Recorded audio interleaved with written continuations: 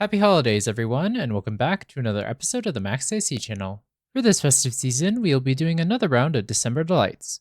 This time, however, we will be taking a look at a few savory recipes along with some more sweet treats that will hopefully help you celebrate the holidays. For this episode, we will be making some St Lucia buns. For this recipe, we will be using the Tanzhong method, for which you will need a third cup of water, an eighth to a quarter teaspoon of saffron threads, an eighth teaspoon of ground turmeric for an optional boost of color, an eighth teaspoon of cardamom for optional flavor, a third cup of milk, and a quarter cup of flour. Then for the rest of the dough, you will need 6 tablespoons of butter, a half cup of milk, 2.5 cups or 350 grams of flour, 2.25 teaspoon or 1 packet of instant yeast, 1 teaspoon of salt, a quarter cup of sugar, 1 egg, and a quarter cup or so of raisins. Then for the egg wash, you will need another egg and a tablespoon of water and some sugar for optional topping. These ingredients are enough for about 12 to 16 buns, so just as needed. First, we'll bloom the saffron and make the tanzhong, so bring the water to a boil in a medium saucepan. Next, remove it from the heat and add in the saffron threads, turmeric, and cardamom, and let this steep for 15 minutes. Next, add in the milk and flour and whisk this until it's combined and no lumps remain. Then return the saucepan to the heat and cook the mixture, whisking constantly until it thickens, about 1 to 2 minutes. Then take this off the heat and set this aside to cool completely. Next, while the tanzhong is cooling, we'll begin preparing the rest of the ingredients for the dough. So in another saucepan, add in your butter and milk and warm this up until the butter is melted and the milk is about 120 degrees Fahrenheit or so. Next, in a large mixing bowl, combine the flour, yeast, salt, and sugar, and mix this until everything is evenly distributed.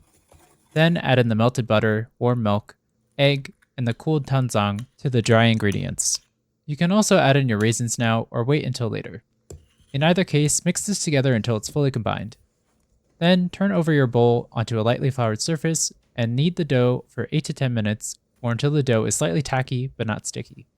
Then shape the dough into a ball and place it back into the bowl. Next, cover the bowl with a dampened towel and allow the dough to rise for an hour or two or until it doubles in size. Once the dough has risen, we'll shape the buns, so punch down your dough and remove the dough from the bowl and place it onto a clean countertop. Divide the dough into 16 even pieces and then cover them with the dampened towel once again.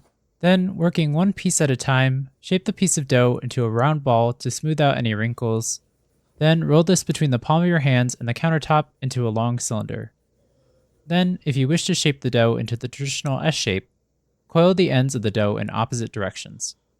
But there are some other variations to try, so shape them how you wish. Then, once your bun is shaped to your liking, place it onto a prepared baking tray lined with parchment paper. Continue shaping the rest of the buns like so, and then once they're all done, cover them with the dampened towel once again, and let the dough rest and rise for another 30 to 60 minutes. During this time, preheat the oven to 350 degrees Fahrenheit. When you are ready to bake your buns, we'll make the egg wash.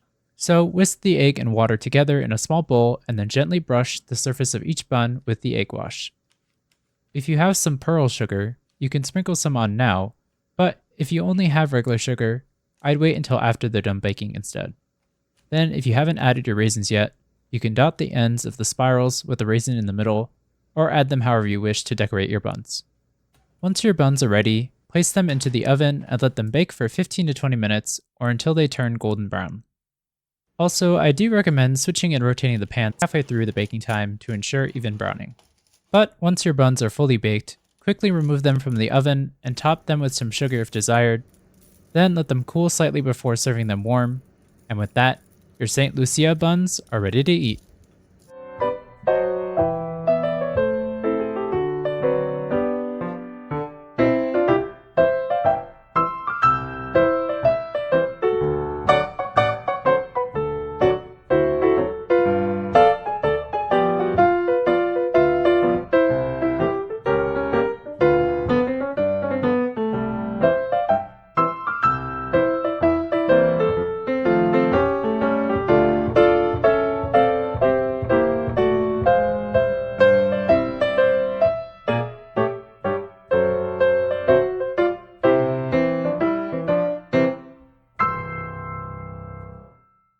For this December Delights, I was wanting to highlight some more traditional Advent recipes.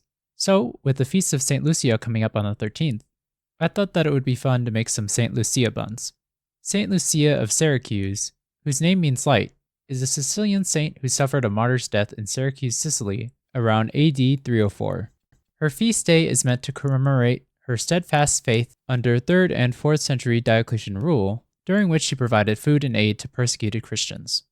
According to legend, she wore a candlelit wreath on her head to light her way through the dark catacombs, which left both of her hands free to carry as much food as possible. And so, to represent her acts of generosity, these saffron buns are made across Scandinavia, with many dressing up as St. Lucia herself, handing out the bright yellow buns to family and friends. Of course, these are best enjoyed fresh out of the oven, but if you have any leftovers, you can freeze them for up to a month or so by wrapping them up in plastic wrap and foil, and then when you want to enjoy it, you can just reheat it in a 300-degree Fahrenheit oven for 10 to 12 minutes, or until the bun is heated through.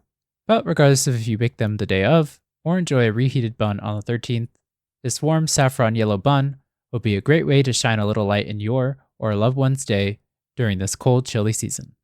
Anyway, I hope you all enjoyed the video. In the comments below, let me know how it went if you decided to make it, and let me know if you have any questions or if there's anything you want me to make next. Like this video, share with your friends and family, and subscribe to or follow this channel for more episodes of the Max AC channel. And remember, if you want to stay cool in the kitchen, turn your AC to the max and watch the Max AC channel. And the milk is about 120 degrees Fahrenheit. Oops.